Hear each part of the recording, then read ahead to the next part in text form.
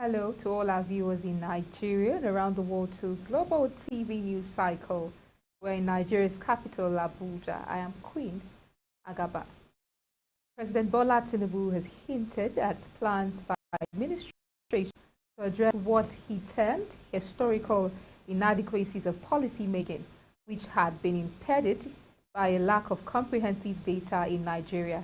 He regretted the lack of comprehensive data, saying it has been a technological difficulty that has hindered the growth trajectory of Nigeria and the entire Africa, hampering the ability to make informed governance decisions. President Tinubu stated this on Thursday during the 2023 Comptroller General of Customs Annual Conference at Lagos Continental Hotel, Victoria Island, Lagos.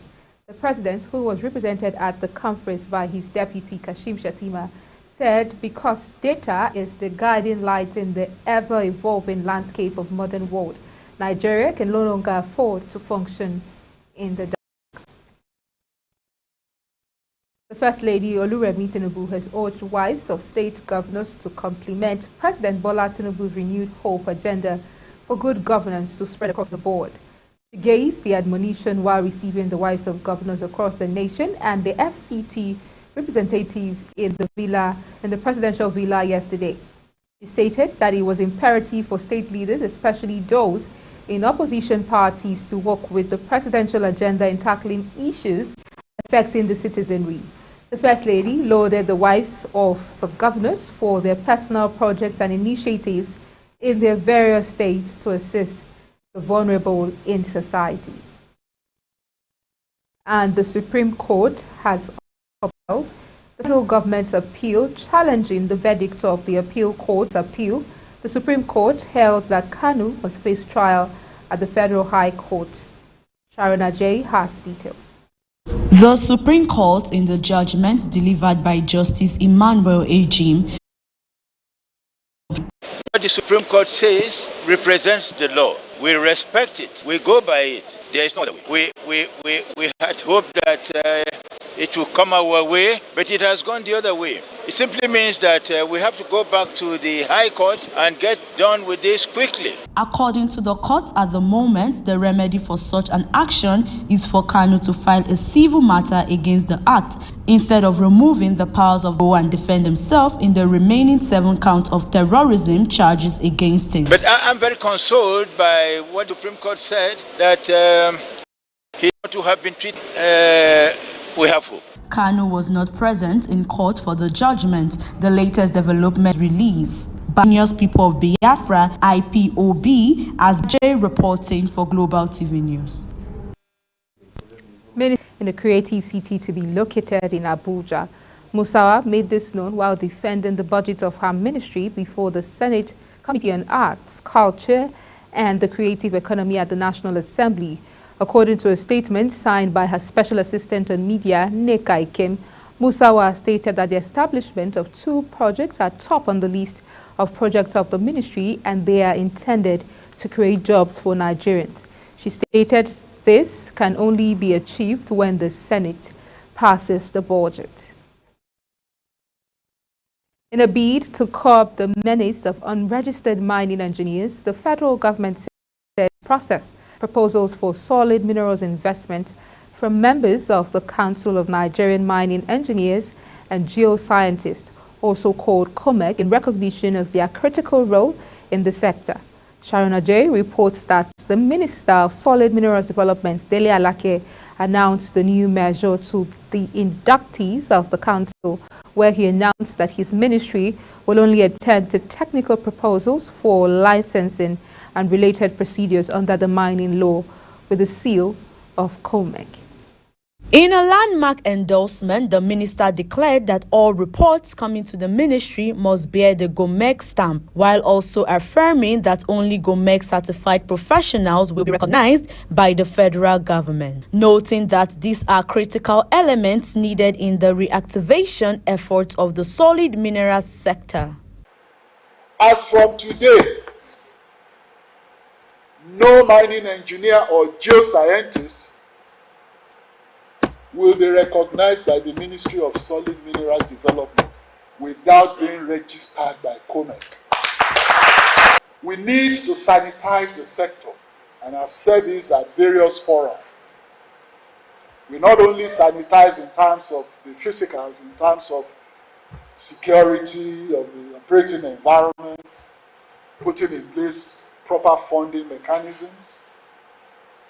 And so without COMEG registering you as a practitioner, your reports will not be recognized by the Ministry of Solid Minerals, which means by this government, which means by Nigeria. The minister charged doctees to avail themselves of constant knowledge to keep up with new innovations, stressing that having been highly trained, the criticalities of their training will be put to bear on the success of President Bola Tinubu's vision of enabling the mining sector to play a crucial role in contributing significantly to the gross domestic product, GDP, of Nigeria. Speaking further, Alake admonished Nigeria can't get it right. In Abaji Area Council of the FCC trooped out to the Leventis Foundation Agricultural Training School for the graduation ceremony of 147 graduates from set 2022 and 2023. In his speech, stated the reason behind Leventis Foundation training. The old and the young from Yaba community in Abaji Area Council of the Federal Capital Territory trooped out 2022 to 2023 year respective going. Student Basi Omin highlighted the area of focus after the free training courtesy of Leventis. I'm actually going into livestock production, poultry specifically. I will start with poultry, but moving forward, I am also looking into going into crop production. Since 1980, Leventis Foundation has produced a total of over 1,000 students that have benefited in various agricultural training schemes. Today, precisely a total of 147 students have graduated from last year as well as 2023. The school is expected to resume next year with a total of fresh batch. And of course, a hostel has been officially confirmed. Leventis School here in Yaba, Abaji of the Federal Capital Territory. Many thanks, Clinton, for that report. In the meantime, the Nigerian Army says it has arrested the commander of the indigenous people of Biafra's armed affiliate, the Eastern Security Network, Uchechukwu Akpa, in Agu local government area of Enugu State. The military added that 3 other suspected members of IPOB and ESN, who are Udoka Ude Ikechukwu Ulanta and Ezenaya Ude Igewere, were also arrested. According to the military, the 4 suspects were apprehended after Ife died at the Federal Medical Center. In a related development, President Bola Tinubu has sympathized with the Eze-Ife family, the people, and the government of Anambra State on the passing of former governor of the state, Chukwuemeka Eze-Ife. Eze-Ife, who was governor of Anambra from 1992 to 1993, died yesterday at the Federal Medical Center, Abuja. According to a statement by the family in a press release by the spokesperson for the president, Ajuri Ngelale, on Thursday, Tinubu extols the towering influence of the former Federal Permanent Secretary in Nigeria's political landscape, as well as his leadership credentials, describing his passing as a painful loss. The president recalled the contributions the late Eze-Ife made in the shaping of public discourse and governance in Nigeria, as well as in laying the foundation for the advancement of his state. The federal government of Nigeria said stemming the causes of gender-based violence requires citizens' participation at all levels. This was as it revealed on ongoing plans with states to provide mobile courts for the swift administration of justice in GBV cases nationwide. Minister of Women Affairs Uju Kennedy Hanenye disclosed this at the launch of the Civil Society and the National Nigerian Demographic Health Survey, and would officially begin the reconstruction of the Akwa Ibom State MPC office building for the exercise.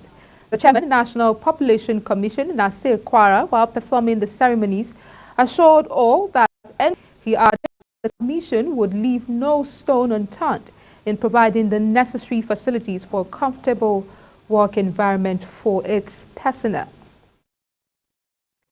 Rivers State Attorney General and Commissioner for Justice Zaccheaus Adango has resigned.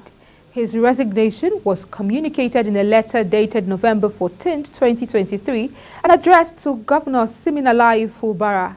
He noted that his exit from office was based on personal principles and not connected to the political crisis currently rocking the state.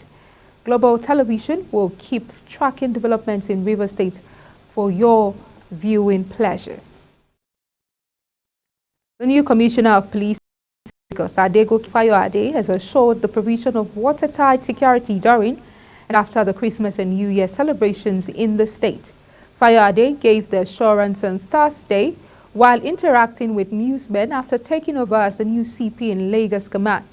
Fayoade took over the baton of leadership from Wahida Inlara, who was the acting CP, stating that the command was going to work in synergy with other security agencies to secure. In business, the Nigerian Labour Congress warned the federal government heeding the advice of the World Bank to increase the pump price of premium motor spirit, popularly called petrol, to 750 naira per litre. NLC's head of information, Benson Uba, said any further increase in meant to reject the proposal of the World Bank that petrol should sell at about 750 naira per litre as against the current rate of between 620 naira and 650 naira per litre in most locations across the country. This came as oil marketers explained that the cost of PMS should be around 1,000 naira per litre had it been that the government didn't subsidize the product. In sports, we're going to disgraced former president of Turkish football club Ankaragucu, Nations Disciplinary Board has also ordered Ankaragucu to play 5 with its first ever female referee during Fulham's home tie with Burnley on December 23rd and the first. And talking tennis, Naomi Osaka has opened up on the difficulty of giving birth as she prepares to make her long-awaited return to tennis, describing it as the worst pain of her life. The 4-time Grand Slam champion is set to make her comeback in Brisbane at the end of the month after spending a year out of the sport to give birth to her first child. Less than 6 months since she welcomed her daughter Shai into the world with her boyfriend, Osaka will return at the warm-up event for the Australian Open before taking up to the court for the big one later in January. And as she prepares to do so, Osaka has lifted the lead on her experience in labor and the unrivaled pain it brought to her. Let's talk some golf and tell you that 2-time major winner Angel Cabrera made his return to competitive golf this week following his release from jail.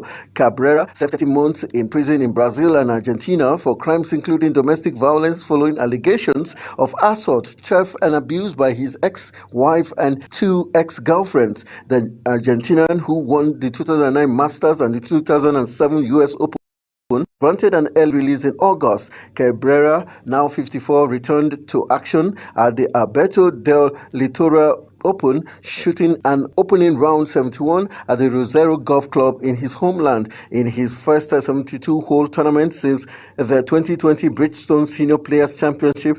Cabrera shot 3 birdies and 3 bogeys in his first round. And that's how we call it a wrap on the Sports News Update. I am Anthony Momodu.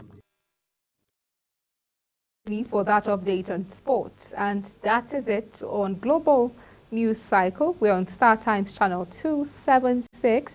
Kindly follow us across all our social media platforms using @Global TV and